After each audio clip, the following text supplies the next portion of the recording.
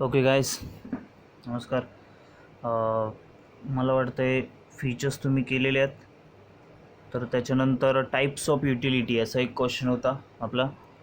मी सांगितलेलं की types of utilities शिकवू आपण, सोपं आहे ते. सो होऊन जाईल पटकीन, लक्ष द्या पटापट. टाईप्स ऑफ युटिलिटी, त्याच्यामध्ये युटिलिटी आपण बघितलं, want satisfaction, power of any community, त्याला युटिलिटी असं म्हणतो. मग ते युटिलिटीचे टाईप्स आहेत, प्रकार.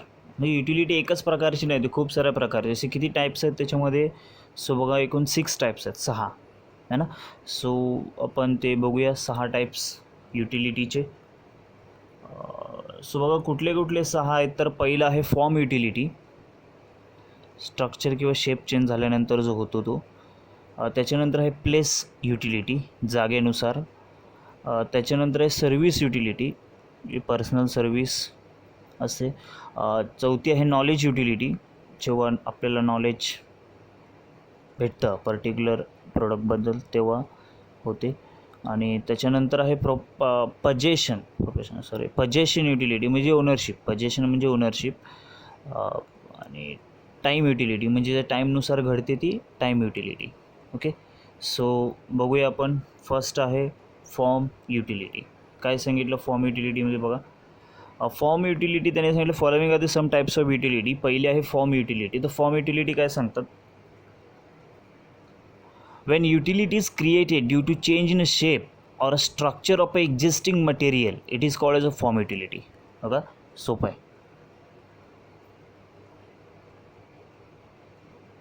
आहे ना. काय सांगितलं त्याने? when utility is created due to change in a shape or a structure of a existing material. existing म्हणजे ऑलरेडी जो वस्तू होती त्या वस्तूमध्ये चेंजेस करून,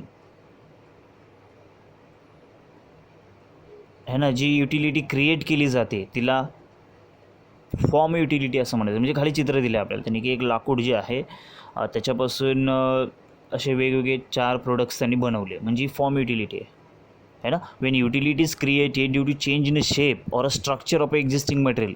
युटिलिटी क्रिएट केली जाते जेव्हा एक्झिस्टिंग मटेरियलचा शेप किंवा स्ट्रक्चर चेंज करून, त्याला फॉर्म युटिलिटी असं म्हणतात. काय? Form utility. For example, toy made of clay, toys, क्लेनी बनवलेले टॉईज आहे ना, म्हणजे मातीपासून खेळणी बनवणे, म्हणजे त्याचा शेप स्ट्रक्चर चेंज होऊन त्याची युटिलिटी क्रिएट केली गेली.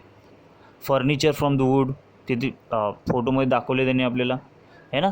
सो याला म्हणतात फॉर्म युटिलिटी. सोपं आहे. काय असतं फॉर्म युटिलिटी?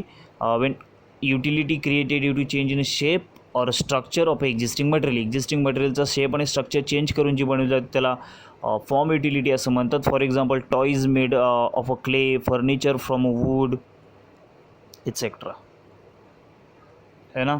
शाबास, आय थिंक ती सोपी आहे फॉर्म युटिलिटी.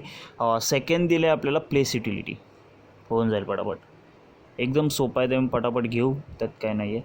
सो बघा, प्लेस युटिलिटी काय असतं? When utility of a community increase due to change in its place, it is called as a place utility, है ना. When utility of a community increase due to change in its place. Utility जी आहे कम्युनिटीची increase होते का? कारण त्याची place change केली, त्याला आपण प्लेस युटिलिटी असं म्हणतो. For example, woollen clothes have more utility at a cold places than the warm places and transport create the place utility, है ना. प्लेस युटिलिटी काय? When utility of community increase due to change in its place. Place change झाल्यामुळे utility create झाली, increase झाली, so त्याला place utility म्हणतात. म्हणजे कसं, वुलन क्लोथ जे आहे त्याची मोर युटिलिटी कुठे? कोल्ड प्लेसेसला दॅन वॉर्म प्लेसेस, आहे ना. म्हणजे थंडीच्या ठिकाणी वुलन क्लोथची युटिलिटी जास्त आहे, गरमीच्या ठिकाणी नाही. म्हणजे जागा चेंज झाली तर त्याची युटिलिटी इन्क्रीज झाली, आहे ना. म्हणजे जागेनुसार जी युटिलिटी तयार होते त्याला प्लेस युटिलिटी असं म्हणायचं. ट्रान्सपोर्टमुळे प्लेस युटिलिटी क्रिएट होते, आहे ना. MCQ येऊ शकतो, order to create place utility, transport. सोपं आहे प्लेस युटिलिटीसुद्धा. Yes, when utility of community increase due to change in its place. Utility जी कम्युनिटीची आहे ती इन्क्रीज होते का? जेव्हा आपण त्याची प्लेस चेंज करतो त्याला प्लेस युटिलिटी म्हणतात, है ना. म्हणजे काय की गरम कपडे जे असतात ते थंडीत लागतात, गरमीत नाही. आहे ना. म्हणजे गरम ठिकाणी त्याची काही गरज नाही आपल्याला, थंड ठिकाणी गरज आहे. सो जागा चेंज झाली, युटिलिटी चेंज झाली, त्याला आपण काय म्हणतो, प्लेस युटिलिटी. सोपं आहे ना. शाबास. इकडे मँगोचं सुद्धा दिलेलं आहे की ट्रान्सपोर्ट केल्यानंतर बाहेर आपल्या मँगोजला खूप डिमांड आहे. त्याच्यानुसार प्लेस युटिलिटी कशी क्रिएट केली जाते, ट्रान्सपोर्ट केले जातात मँगो इकडून तिकडे. सो बघा, सर्व्हिस युटिलिटी थर्ड काय आहे, सर्व्हिस युटिलिटी. काय असतं, service utility arises when personal service are rendered by the various professionals. Service utility arises होते म्हणजे सर्व्हिस युटिलिटी तयार होते when personal service are render by the professional. Service utility म्हणजे सेवा, ती कधी तयार होते, जेव्हा पर्सनल सर्व्हिस दिली जाते.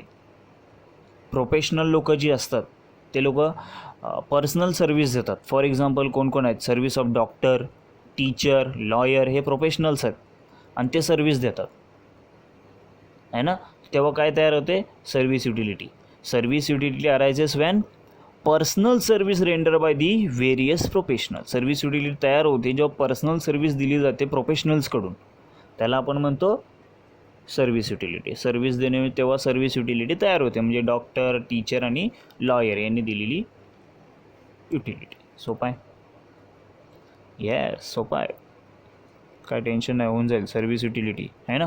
पहिली फॉर्म युटिलिटी बघितली, नंतर प्लेस युटिलिटी बघितली, नंतर सर्व्हिस युटिलिटी बघितली, आहे ना. सोपं आहे.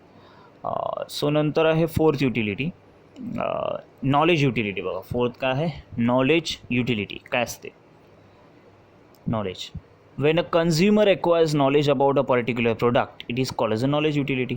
When a consumer acquires a knowledge about a particular product, म्हणजे एका कन्झ्युमरला जेव्हा त्या पर्टिक्युलर प्रोडक्टबद्दल नॉलेज भेटतं त्याला नॉलेज युटिलिटी असं म्हटलं जातं. For example, utility of a mobile phone or a computer increases when a person knows about its various function, है ना.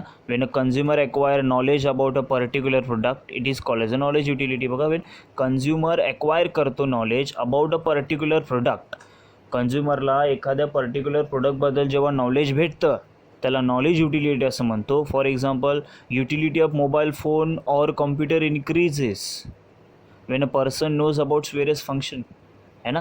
जेव्हा मोबाईल आणि कॉम्प्युटरचे फंक्शन जेव्हा लोकांना कळले तेव्हा त्याची युटिलिटी आपोआप वाढली. म्हणजे नॉलेज भेटलं ना, मोबाईल कसा रन करायचा, कॉम्प्युटर कसं रन करायचं, त्याचं नॉलेज भेटलं आणि त्याच्यामुळे त्याची युटिलिटी वाढली. मग ह्याला म्हणतात नॉलेज युटिलिटी. ती गोष्ट कशी वापरायची ती समजलं की नॉलेज युटिलिटी क्रिएट झाली आणि त्यांनी डिमांड वाढली. सोपं आहे युटिलिटी. आणि consumer acquires knowledge about a particular product, जेव्हा एखाद्या प्रोडक्टबद्दल तुम्हाला नॉलेज भेटलं त्याला आपण नॉलेज युटिलिटी म्हणतो. For example, utility mobile phone किंवा कॉम्प्युटरची इन्क्रीज होते when a person knows about is various function, है ना. जेव्हा person knows about various functions. सोपं आहे, शाबास. काय होतं हे, नॉलेज युटिलिटी, है ना. बघा पुढे, त्याच्यानंतर आहे पजेशन युटिलिटी. काय आहे पजेशन युटिलिटी. पजेशन म्हणजे जेव्हा तुम्ही एखादी वस्तू घेतली तेव्हा तुमच्याकडे जेव्हा ती येणार आहे तर त्याला पजेशन असं आपण म्हणतो, है ना. तुमच्याकडे आली ownership transfer of ownership. So बघा, possession utility arises when ownership of good is transferred from one person to another person, है ना. possession utility arise होते when ओनरशिप ट्रान्सफर केली जाते एका व्यक्तीकडून दुसऱ्या व्यक्तीकडे, तेव्हा आपण म्हणतो possession. म्हणजे काही वेळापूर्वी दुसरा मालक होता, आता तुम्ही ते घेतले, नंतर वस्तू तुम्ही त्याचे मालक झाला. For example, transfer of goods from the seller to buyer, है ना. म्हणजे सेलर जो आहे तो काय करतो आहे बघा, इथे विक्रेता जो आपल्याला फोटो दिलेला आहे ते फळं कोणाचे आहेत, फळ विक्रेत्याचे आहेत. त्याच्यानंतर जेव्हा ते कस्टमरला देणार तेव्हा त्यांनी काय केली, ओनरशिप ट्रान्सफर केली आणि एक्सचेंज घेऊन. सो त्याला म्हणायचं पजेशन युटिलिटी. जेव्हा पजेशन जे आहे एखादी गुड्सचं ओनरशिप ट्रान्सफर केली जाते one person to another person, त्याला आपण काय म्हणतो, पजेशन युटिलिटी. सोपं आहे, सोपं आहे ना, पजेशन युटिलिटी. शाबास. आणि त्याच्यानंतर लास्ट आहे आपला टाईम युटिलिटी, है ना. टाईम युटिलिटी बघूया काय. when a utility of the commodity increase with a change in its time utilization, it is called as a time utility. बघा टाईम युटिलिटी काय असतं, when utility of a community increase with the change in its time of utilization. Utility कम्युनिटीची increase होते युटिलायझेशनच्या टाईमनुसार, त्याला time utility म्हणतो, आहे ना. म्हणजे कसं आहे ना, वेळेमुळे त्याची युटिलिटी वाढली, है ना. For example student has a more utility for a textbook during the examination than in vacation. आता स्टुडंटला बुक्सची गरज कधी असते, एक्झामच्या पिरियडला. वेकेशनमध्ये तर आपण पुस्तकं वाचतच नाही, एवढं सिरियस एज्युकेशन आपल्याकडे नाही आहे. सिरियस एज्युकेशन म्हणजे इंटरेस्टेड पोर नाही आहे ना. सो एज्युकेशन सिस्टमला बोलण्यापेक्षा इथे कोणी इंटरेस्टेडच नाही आहे, त्याच्यामुळे सगळं होऊन जातं. सो बघा काय सांगितलं, for a example a student has more utility for a textbook during the examination than it's vacation. की स्टुडंटला जास्त युटिलिटी कधी आहे बुक्सची, एक्झामिनेशनच्या ड्युरिंगला, वेकेशनमध्ये वापरत नाहीत. म्हणजे टाईम चेंज झाल्यामुळे युटिलिटी काय झाली, इन्क्रीज झाली. And time utility also observe in the goods are stored and use at a time of scarcity. आणि टाईम युटिलिटी ही ऑब्झर्व होते जेव्हा गुड्स स्टोअर केले जातात आणि स्कॅरसिटी जेव्हा असते, म्हणजे कमतरता असते, तेव्हा वापरले जातात त्या टाईमला. फॉर एक्झाम्पल ब्लड बँक आहे ना, की जर समजा कोणाला अर्जंटली ब्लड पाहिजे तेव्हा त्याची युटिलिटी कळते आपल्याला, ब्लड बँकची, ब्लडची, आहे ना. म्हणजे टाईमनुसार काय होतं, त्याची युटिलिटी चेंज होते, त्याला टाईम युटिलिटी असं म्हणतो, इन्क्रीज होते, चेंज नाही. So when a utility of a community increase with the change in time of utilization. Utility increase होते जेव्हा आपण युटिलायझेशनचा टाईम चेंज होतो, त्याला टाईम युटिलिटी म्हणतात. स्टुडंटला म्हणजेच कसं, स्टुडंटला टेक्स्टबुकची कधी गरज आहे, एक्झामच्या पिरियडला, वेकेशनच्या पिरियडला नाही.